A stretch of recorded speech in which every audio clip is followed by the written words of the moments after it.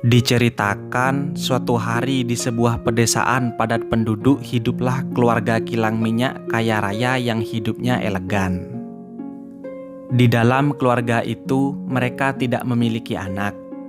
Padahal mereka sudah menjalani pernikahan selama 12 tahun. Keluarga itu memiliki banyak sekali karyawan. Hampir semua orang di desa itu segan terhadap mereka. Sang suami bernama Rudi dan istrinya bernama Nia. Tapi sial, suatu hari keluarga itu merugi. Salah satu dari karyawan mereka memalsukan tanda tangan untuk seluruh dokumen perusahaan minyak itu. Sehingga seluruh aset perusahaan beserta rumahnya pun ludes tidak tersisa.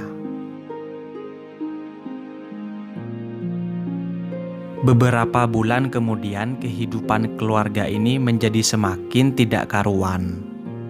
Hutang di mana-mana, bahkan untuk makan sehari-hari pun mereka kurang. Hingga pada suatu malam, Rudi teringat seorang dukun kenalannya yang pernah membantunya sewaktu awal mendirikan perusahaan. Dan waktu itu si dukun pernah berkata bahwa dia memiliki peliharaan tuyul. Tuyul itu berada di sebuah tempat angker tidak jauh dari rumahnya.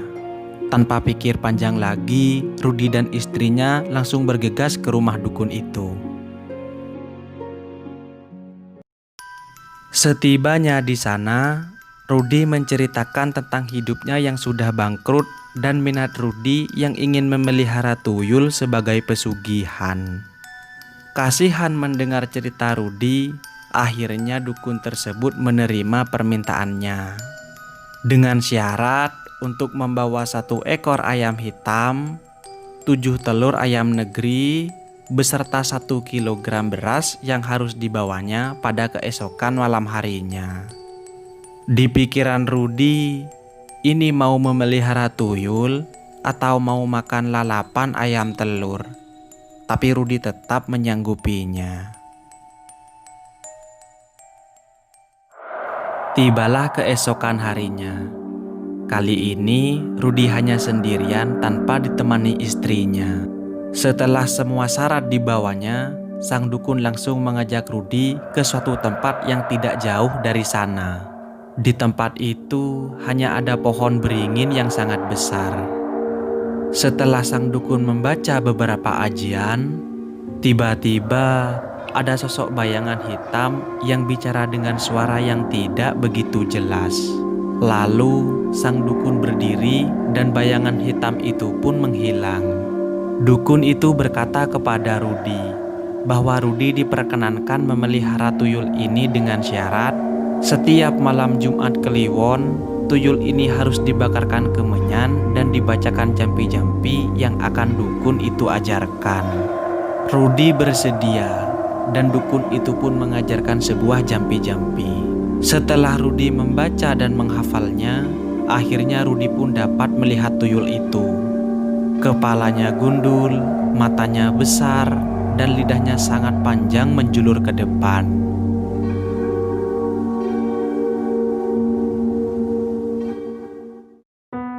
Singkat cerita, akhirnya tuyul itu menggasak seluruh harta warga sekitar. Rumah kepala desa dan rumah tokoh agama pun tidak luput dari gasakan tuyul ini. Kehidupan Rudi dan istrinya pun berubah. Semua hutang dari tetangga dan bank akhirnya dapat dilunasi. Rudi berhasil membangun rumah dan membeli mobil baru. Suatu sore, Rudi dan istrinya sedang berjalan-jalan di sekitar desa. Hampir menuju desa sebelah, Rudi kaget karena di sana terdapat rumah yang sangat besar dan mewah. Muncullah niat Rudi untuk menyuruh tuyulnya mencuri uang di rumah itu. Setelah malam tiba, akhirnya tuyul itu pun pergi ke rumah mewah itu. Akan tetapi, setelah masuk ke dalam menembus tembok, tuyul itu langsung tersedot ke sebuah botol dan ditutup rapat. Tidak disangka-sangka, ternyata pemilik rumah tersebut adalah dukun yang sangat sakti. Lalu dukun yang sakti itu membuat perjanjian dengan tuyul tersebut.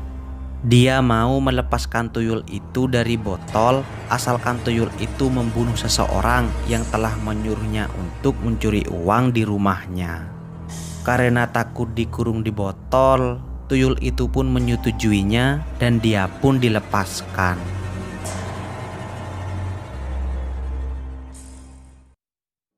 Rudy yang sedang menunggu tuyulnya merasa aneh karena tuyulnya tidak kunjung pulang.